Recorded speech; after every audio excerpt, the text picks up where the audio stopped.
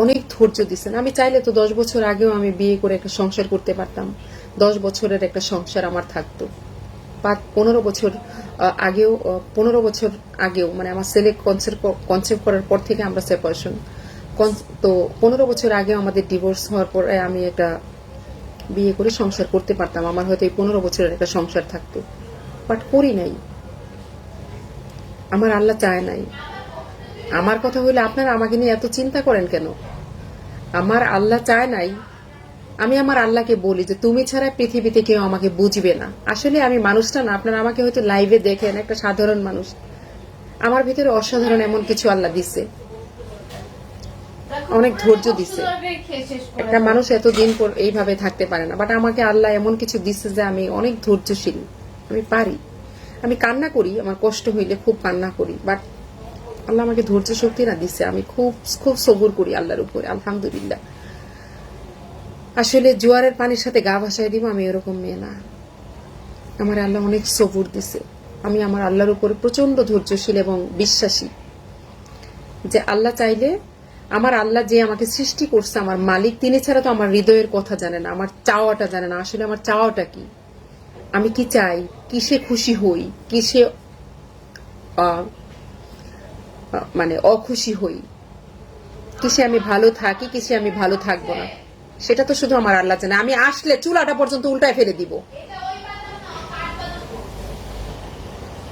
তো আমি কিসে ভালো থাকবো, কিসে মন্দ থাকবো, সেটা আমার আল্লাহ জানে। তো আমার আল্লাহর কাছে যদি আমাকে ভালো রাখার কোনো পরিকল্পনা থাকে, সেটা আল্লাহ আমাকে ঠিক সঠিক সময় দিয়ে দিবেন। তা আমার নিয়ে প্লিজ কিছু মানুষের এত চিন্তা যে তা আপনারা ইনবক্স ভুইরা ফেলেন, আবার লাইভে এসে বলেন ইনবক্সটা চেক করেন না কেন। ভাই, এগুলো আমি নিতে পারি না, আমার কষ্ট হয়, বুঝেন না? একজন মানুষ এমনিতেই সে খুব হয়ে গেছে, সেই মানুষটা আর এগুলা বলেন কেন আপনারা?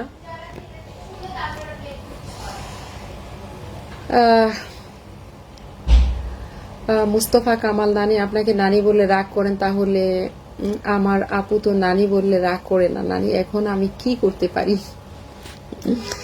কিছুই করতে হবে না। জীবন সাথী, হাই হ্যালো ফাতিমা জান্নাত, আমি ভালো আছি। জীবন সাথী, আপনি ভালো আছেন? Thanks for watching my live stream. সুন্দরবনের লিটন, আমি এখন বর্তমানে পদ্মা সেতু পার হয়ে ঢাকার রাস্তায় আছি, তাই আমার সায়দাবাদ গিয়ে যুক্ত হব। আচ্ছা, সাবধানে গাড়ি চালায়েন ভাইয়া। মুস্তফা কামাল নানি, আজকে আমার এক্সাম অনেক সুন্দর হয়েছে নানি, আগামীকালের জন্য দোয়া করবেন। জানি আগামীকাল ভালো করে এক্সাম দিতে পারি, ফি আমানিল্লাহ। অবশ্যই দোয়া করি, ইনশাআল্লাহ ভালো হবে। মুস্তফা কামাল নানি, পেজের নাম কি দিয়েছেন? পেজের নাম সিক্রেট, সিক্রেট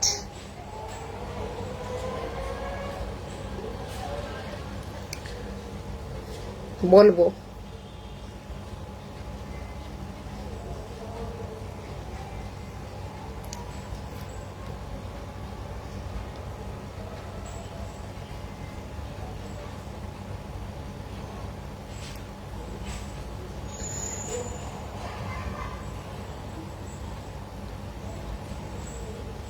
ফ্যাশন হাউস,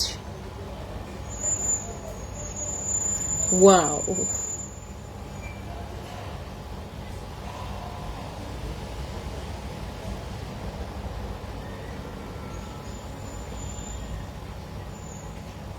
তোমরা কেউ কমেন্ট করতেছো না, নাকি কমেন্ট আটকে গেছে গা?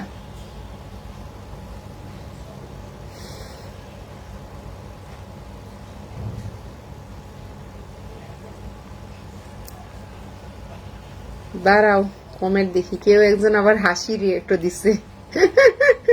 কিরে, আমি হাসির কিছু বলছি? এত কিছু তোমরা করতে পারো? আচ্ছা, কে দিছো হাসির রিয়েক্টটা দেখবো। আমার কথা শুনে আবার হাসি পায়। একজন তো আসছে, এসে বইলে গেছে। আজকে একটা ভিডিও দিতে পারি না, এগুলো সারাটা দিন এত ব্যস্ত ছিলাম আজকে। দাঁড়াও, এই ফোনটা থেকে না আমার এই ফোনটা বাদ হয়ে গেছে। যারা ভাঙ্গা ফোন চালাই, মানুষ খালি বলে আপনি 2টা ফোন চালান, এই দেখুন, দেখছো ভাঙ্গা ফোন, আমার ফোনটাও ভেঙে গেছে। আমি হ্যাঁ,